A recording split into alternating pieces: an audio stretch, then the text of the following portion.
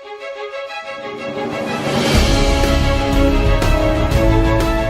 देख रहे हैं विंध्या टाइम्स और मैं हूं आपके साथ अभिलाष।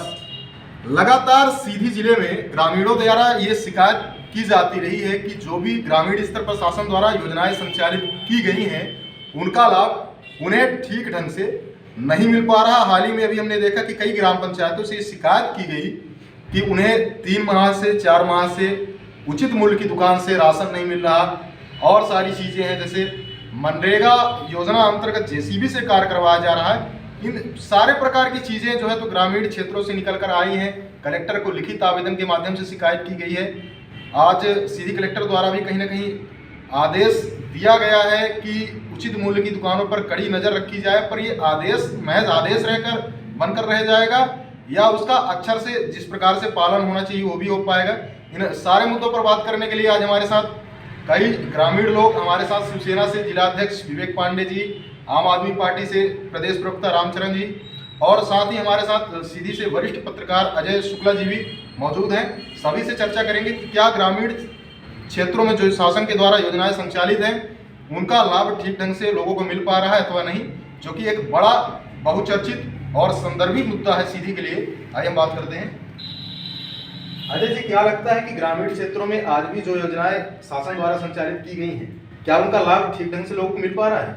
जी बिल्कुल, मैं इस पर बताना चाहूँगा कि यही सबसे बड़ी समस्या को लेकर के आप आज चौपाल में आए हैं और मुझे लगता है कि ग्रामीण में जितनी भी भारत सरकार या केंद्र सरकार की योजनाएं हैं सब ग्राम पंचायत स्तर में दी गई हैं, लेकिन पंचायत प्रतिनिधि के द्वारा या किसी भी अगर क्षेत्र के द्वारा है तो श्रमिकों को सही लाभ नहीं मिल पा रहा है। चाहे आप कोटा की बात करें, चाहे ग्राम पंचायत सरपंच की बात करें, उसमें जो भी श्रमिक मजदूर हितग्राही कार्य कर रहे हैं तो उनको सही ढंग से 90 दिन की मजदूरी जिस तरह से शासन के आदेशानुसार दी गई है तो उनको नहीं मिल पा रही है और सरपंच पूरी तरह से सही मजदूरी नहीं, जेसीबी और अन्य सिस्टमों द्वारा कार्य कराया जा रहा है। कोर्टों में हमेशा हम जब गांव के क्षेत्रों में जाते हैं तो हमें शिकायत मिलती है कि हमारे जिनको जो पात्र हैं 30 किलो के या 40 किलो को उनको 20 किलो मिल रहा है, जो 30 किलो के हैं उनको 15 किलो मिल रहा है। ऐसी शिकायतें हैं। इस पर मैं कहूँगा कि शासन प्रशासन ध्यान दे और ज़्यादा क्या कहूँ, मैं यही ग्राम पंचायत की समस्याएं हैं और इसी समस्याओं की मैं कई ज़मीनी स्तरों की समस्या को लेकर के मैं अपने अखबार में भी लिखा हूँ, लेकिन ये समस्या लगातार बनी रही है।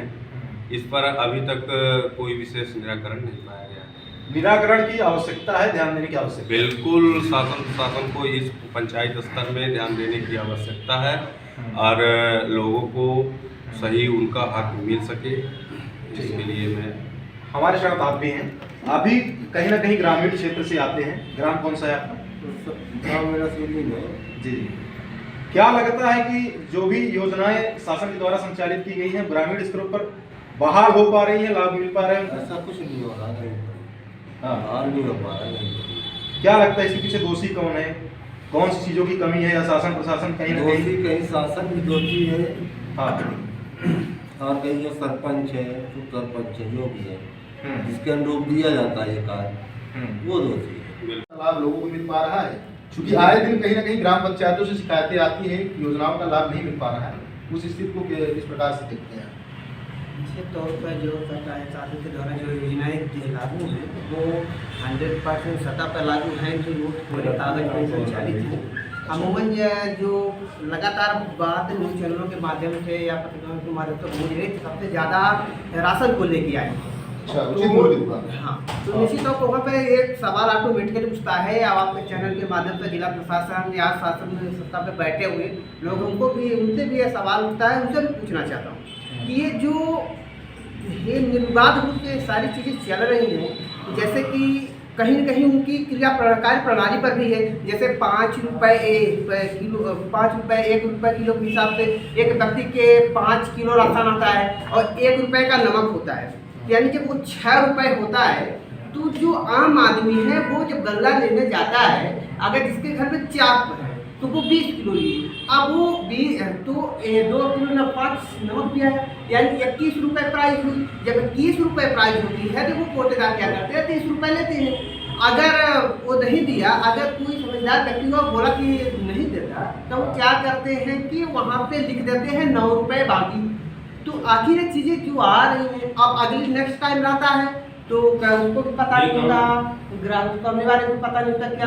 तो जो इस तरीके की जो व्यवस्थाएं हैं, सुधार की आवश्यकता कहीं कहीं आपको लगता है? निश्चित तौर पर 100% सुधार की आवश्यकता है। क्या कारण लगता है सरपंच सचिव को लेकर लगातार प्रश्न पूछे जा रहे हैं? क्या कारण लगता है कि कौन सा ऐसी वजह है कि सरपंच सचिव जो है तो अब निरंकुश होते जा रहे हैं? सरपंच के माध्यम से अपने खास लोगों के माध्यम से वो काम कराते हैं मनरेगा के अंतर्गत, जिससे मशीनरी सामान का उपयोग करके अच्छा। वो अपना काम करवाते हैं, क्योंकि वो अपने पहचान वालों को काम देते हैं। व्यक्तिगत गांव वालों से तो काम नहीं कराते कि जो वहाँ के बासिंदा हैं जो उनसे काम कराया जाए। मशीनरी उपयोग करके ठेकेदार के माध्यम से दूसरे से काम करवाते हैं, इसलिए उनको काम नहीं मिल पाता। रामचरण जी, क्या लगता है ग्रामीण क्षेत्रों को लेकर? देखिए, ग्रामीण क्षेत्रों की जो समस्या के बारे में आप बात करें तो काफ़ी जटिल समस्याएं हैं ग्रामीण क्षेत्रों में। और सबसे बड़ी समस्या जो जैसे कि अभी राशन का मुद्दा चल रहा है, खाद्यान्न का मुद्दा चल रहा है, तो लोगों को खाद्यान्न मिल नहीं पा रहा बराबर। जो कोटे खुले हुए हैं पूरे प्रदेश के अंदर, वहाँ राशन नहीं मिल पाता लोगों को, बड़ी समस्याओं का सामना करना पड़ता है। अभी बीच में भी कोविड के टाइम पे भी जो भी राशन आता है 4-4 महीने का फ्री मिलना था, प्रधानमंत्री केंद्र सरकार की तरफ से फ्री मिलना था और राज्य सरकार की तरफ से जो मिलना था लगभग 5 महीने का राशन फ्री मिलना था। उसमें भी लगभग प्रदेश सरकार का दिया गया, केंद्र सरकार का जो कोटेदार हैं उनके द्वारा हजम कर लिया गया। तो ये सारी चीज़ें सामने निकल कर आई हैं ग्रामीण स्तरों पे। दूसरी बात में कहा जो मनरेगा के तहत जो काम मिलना चाहिए, जो ग्रामीणों को काम मिलना चाहिए, वो काम मिल नहीं पा रहा। उसका सबसे बड़ा मुख्य कारण ये है कि सरपंच को भी यहाँ पे मैं नहीं कहना चाहूँगा, क्योंकि आज का जो पूरा प्रशासन के जो प्रशासनिक अधिकारी, जैसे सचिव की बात कर ली जाए पंचायतों में, तो सरपंच एक कठपुतली बन के रह गया पंचायतों में। जो सबसे बड़ी समस्या देखने को फेस करने को मिल रही है, जो सचिव है वो ही सर्वे सर्वा बन के पूरी पंचायतों में क्या कर रहा है, पूरा माल हजम करने में लगा हुआ है। कोई भी काम है अपने सगे संबंधी रिश्तेदारों को काम देके घटिया क्वालिटी का मटेरियल यूज़ करके काम कराया जाता है। गाँव में जो कोई मुद्दा उठाता है, जो भी समाज सेवी लोग हैं अगर उस मुद्दे को उठाते हैं, उसको क्या किया जाता है, पुलिस प्रशासन से साठगांठ करके उसको कानून का डर दिखाकर उसकी आवाज़ को बंद कराने का काम भारतीय जनता पार्टी की प्रदेश सरकार के द्वारा किया जाता है। हर जगह पूरा पुलिस प्रशासन और जो अन्य प्रशासनिक अधिकारी जैसे सरपंच हो गए, सचिव हो गए, डिप्टी कलेक्टर हो गए, अपर कलेक्टर, ये सारे लोग मिलकर ये खेल खेलने में माहिर हैं। अभी रेत की बात अगर कर ली जाए तो रेत में भी ये ग्रामीणों को भी चाहिए कि प्लेन से रेत की भराई में की जाए गाड़ियों में, लेकिन क्या होता है, प्लेन से रेत की भराई होती है, लेकिन जो ग्रामीण है उन्हें काम नहीं मिल पाता। और आवाज़ उठाने पर जो कोई ग्रामीण आवाज़ उठाता है उसकी आवाज़ को दबाया जाता है, ग्रामीणों के ऊपर हमला किया जाता है और एक मनमर्जी तरीके से लगातार सक्रिय रहते हैं राजनीति में। क्या कुछ समस्याएं अभी तक आपको देखने को मिली है ग्रामीण क्षेत्रों में? देखिए, समस्याओं की बात करें, समस्याओं का अंबार लगा। समस्याएं सिर्फ मैंने थे ग्रामीण जन में आप देखें तो ज़्यादातर आपने देखा होगा सिर्फ इनका काम कागजों में ग्राउंड पे नहीं। ऐसे कौन से ग्राम पंचायत में बात करूँ जहाँ भ्रष्टाचार ना हो और वो गाँव स्वर्ग बन गया हो, मिनी स्मार्ट गाँव है ना, स्मार्ट गाँव बन गया हो। ऐसी स्थिति आ चुकी है। शासन प्रशासन की योजनाएं तो बहुत सारी है, कहने को तो हमारे हिसाब से हजारों पार हो जाए, लेकिन मिल क्यों नहीं रहा, तो नहीं लगता किसी को मिल रहा है। और ऐसी स्थिति में ना मिलना कहीं ना कहीं कारण ये है कि कागज में सीमित क्षेत्र के जो जनप्रतिनिधि होते हैं और सत्ता सरकार में बैठे नेता, ये तो सबसे बड़े कारण हुए, और उनके सिस्टम से हाईजैक आला अधिकारी, ये सबसे बड़े सिस्टम में कहीं ना कहीं मैं अगर मानूं तो सबसे बड़ी गुलामी का कारण यही है कि जो अधिकारी होते हैं तो सत्ताधीशों के गुलाम हैं और जो क्षेत्र के नेता हैं तो कहीं ना कहीं सिस्टम में जनता के अधिकारों का हनन कर रहे हैं। कौन सी मतलब स्वच्छता के मिशन से लेकर आवास पीसीसी निर्माण मनरेगा अंतर्गत इतनी सारी योजनाएं आज भी ग्राम पंचायत के लोग, मैंने ये भी देखा कि जो योजना अंतर्गत जैसे बेरोजगारी का सिस्टम चला था कि गांव-गांव में जो मनरेगा अंतर्गत कार्य में दिया जाएगा, मजदूरों का पलायन ना हो ऐसा, तो इस विषय पर मैंने देखा है कि यहाँ तक कि जेसीबी मशीन से काम करा लेना पंचायत में और दूसरे पंचायत के दूसरे लोगों के नाम से पैसा निकालना, तो गैर कानूनी तरीके से ये सारे सिस्टम है। और ये कोई सिस्टम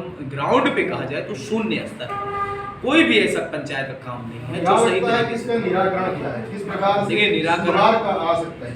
निराकरण होता है कप्तान के, अगर कप्तान चाहेगा तो सब सिस्टम सुधर। मैं कहता हूँ हमारे जिले के जिला सीओ साहब या जनपद सीईओ पहले दिनों सक्रियता दिखानी पड़ेगी, पंचायत में अकेले निमित्त आए। फिर जब बार बार जनता स्ट्राइक करती है या आवाज़ उठाती है, आवाज़ बुलंद करती है, तो उस दरमियान हमें ये समझ में नहीं आता कि इन आला अधिकारी को सांप क्यों सूंघ जाता है, ये कहाँ घूमता है। फिर इनका काम सिर्फ वही है, मैंने देखा होगा, आपने देखा होगा कि मंगलवार को जो जन सुनवाइयाँ बैठती हैं, तो जन सुनवाई में सिर्फ वो सुनवाई के लिए नाम भर रखी जाती है, लेकिन सुनवाई होती कहाँ है, कहीं भी नहीं हो पा रही।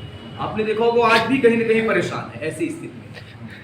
तो देखिए, इसके निराकरण के लिए हमारे हिसाब से जिले में इतने सारे पंचायत है, विधानसभा में इतनी सारी पंचायतों के बाद अगर निराकरण हो सकता है 4, 6, 10 के ऊपर अच्छी दंडात्मक कार्रवाई धारा 40 के तहत अपराधी जो आपराधिक प्रकरण बनते हैं, वो चाहे जनप्रतिनिधि हो या जिला पंचायत का सचिव हो, चाहे जो 4 से 10 पंचायत में अच्छा कड़ाई से ढंग से इनकी पिलाई हो गई ना, ढंग से अगर जेल चले गए ना, तो अपने आप दूसरे पंचायत में सांप सूख जाएगा, अपने आप सुधर जाएगा। तो कार्रवाइयाँ ना होना, इन्हें जन क्षेत्र के जो ये पंचायत अधिकारी हैं, ये जनप्रतिनिधि हैं, इन्हें ये लगता है इनकी बकौती है, इन्हें ये लगता है कि इनकी बकौती अपने सिस्टम से काम करेंगे। जनपद सीईओ साहब उनके जेब में है, जिला सीईओ साहब उनके जेब में है, काम नहीं करते हैं। इसका कारण, मुख्य कारण ये होता है कि इनके ऊपर कार्रवाइयाँ नहीं होती। और कहीं ना कहीं इसका सबसे बड़ा कारण ये है कि सत्ताधीश नेताओं का उनका हाथ होता है, क्योंकि आपने देखो सरपंच सचिव के हाथ जो है कंधे पर जो है, तो चाहे वो हमारे क्षेत्र के एमएलए एमपी हो, चाहे कोई जो है तो सत्ताधीश के नेता हो, किसी न किसी का हाथ होता है। कोरोना की पहली लहर के दौरान देखा था, दूसरी लहर के दौरान भी देखने को मिला था कि लगातार लोगों ने पलायन किया। कहीं ना कहीं बेरोजगारी एक बहुत बड़ा मुद्दा रही है, लेकिन अभी भी देखा जा रहा है जो ग्रामीण शिकायत कर रहे हैं प्रशासन से कि कहीं ना कहीं मनरेगा अंतर्गत एक रोजगार का अवसर उन्हें दिया जाता है, लेकिन कहीं ना कहीं ग्रामीणों की शिकायत रहती है लिखित आवेदन के माध्यम से कलेक्टर कार्यालय में पहुंच करके कि ये जो अवसर उन्हें रोजगार के लिए मिलता है, वो अवसर सरपंच सचिव द्वारा कहीं ना कहीं छीन लिया जाता है। ऐसा आरोप होता है ग्रामीणों की तरफ से, और जेसीबी मशीन से निर्माण करवा लिया जाता है। तो ये कहीं ना कहीं बड़ा मुद्दा है। कोरोना की तीसरी लहर आ रही है, पलायन अब फिर से शुरू हो गया है। जो भी लोग जिले के बाहर थे, अब वो वापस से अब जिले में आ रहे हैं। अब कहीं ना कहीं वो जिले में ही रोजगार ढूंढेंगे। लेकिन यदि इस प्रकार के मामले सामने आ रहे हैं कि जेसीबी मशीन से काम करवाया जा रहा है मनरेगा योजना अंतर्गत, तो फिर ऐसे लोगों को रोजगार उनके क्षेत्र में, उनके जिले में कैसे मिल पाएगा, ये एक बड़ा प्रश्न होता है। रामचरण जी, आपसे इस बारे में राय लेंगे। देखिए, जो पलायन की बात कर रहे हैं, तो पलायन ये पूरे देश का ही सबसे बड़ा मुद्दा है। और पलायन क्यों करता है? तो कोई मजबूर हो जाता है, तो उसे एक 2 की रोटी के लाले पड़ जाते हैं, तब कोई कहीं निकल के घर से बाहर जाता है। ये बहुत बड़ी समस्या है, लोगों को बहुत बड़ी समस्या का सामना भी करना पड़ रहा है। पूरे कोरोना काल में आपने देखा कितने सारे जो मजदूर भाई थे हमारे, वो रेल की पटरियों में कुछ ऐसे थे। इतनी भारी नींद लगी थी मजदूरों को, इतना थके थे कि वो रेल की पटरी में सो गए, और उनको क्या हुआ, वो रेल की पटरियों में कुचल दिए गए। लेकिन सरकार इसके बाद भी गंभीर नहीं हो पाई। मजदूरों का कोई आंकड़ा अगर देखेंगे तो हमारे जिला प्रशासन में नहीं होगा कि कितने मजदूर हमारे हैं। रजिस्टर्ड मजदूरों का आंकड़ा होना चाहिए ना जिला प्रशासन के पास। एक भी रजिस्टर्ड मजदूर का आंकड़ा आपके जिला प्रशासन के पास नहीं होगा, क्योंकि पूरे जिले में क्या है, सब बेरोजगार है। और बेरोजगारी इस देश का बहुत बड़ा मुद्दा है, और बेरोजगारी ने इस देश को एक महामारी की तरह है बेरोजगारी। तो रोजगार के लिए 2 वक्त की रोटी के लिए लाले पड़े हैं, और लोग कहीं ना कहीं जाएंगे और काम क्या करने जाते हैं, लोग पल्लेदारी करने जाते हैं। कोई रोजगार नहीं मिल रहा वहाँ, पलायन करने के बावजूद भी लोग पल्लेदारी का काम करते हैं। इस ट्रक का माल उधर खाली कर उस गोदाम में रखेंगे, उस गोदाम का माल खाली करके उस गोदाम में रखेंगे। खाली यही एक रोजगार का साधन है, और कोई रोजगार के साधन में कोई अच्छे पढ़े हुए एजुकेटेड लोग जो MD हुए हैं, इंजीनियर हैं, वो आज पकौड़े बेच रहे हैं। उसके बाद ही पकौड़े में भी GST लगा दी जा रही है। तो ये कहानी हमारे प्रदेश सरकार की और केंद्र सरकार की और भारतीय जनता पार्टी की सरकार जब तक रहेगी इस देश में, तो पूरे देश को खोखला कर देगी, कोई भी फर्क नहीं पाएगा, सब मर जाएंगे। तो आज हमने अपने कार्यक्रम के इस एपिसोड में उठाई हैं ग्राम पंचायत की समस्याएं। चूंकि लंबे समय से हम देख रहे हैं, यदि आप कलेक्टर कार्यालय में एक दिन के लिए भी जाके खड़े होते हैं तो सबसे ज़्यादा जो समस्याएं आती हैं तो ग्राम पंचायत क्षेत्रों से ही आती हैं। तो अब कहीं ना कहीं ग्राम पंचायत क्षेत्रों से आने वाली समस्या बहुचर्चित हैं, और प्रशासन कहीं ना कहीं प्रशासन को उन पर संज्ञान लेने की आवश्यकता है। और कहीं ना कहीं हमने इस डिबेट में आमंत्रित किया था बीजेपी को भी, लेकिन बीजेपी बूथ विस्तारक बैठक में व्यस्त होने के कारण आज बीजेपी के लोग यहाँ नहीं आ पाए हैं। अगली बार जब वो आएंगे तो इन सारी चीज़ों के बारे में उनसे भी प्रश्न करेंगे, उनसे भी जवाब लेंगे। तब तक के लिए बहुत बहुत धन्यवाद, नमस्कार।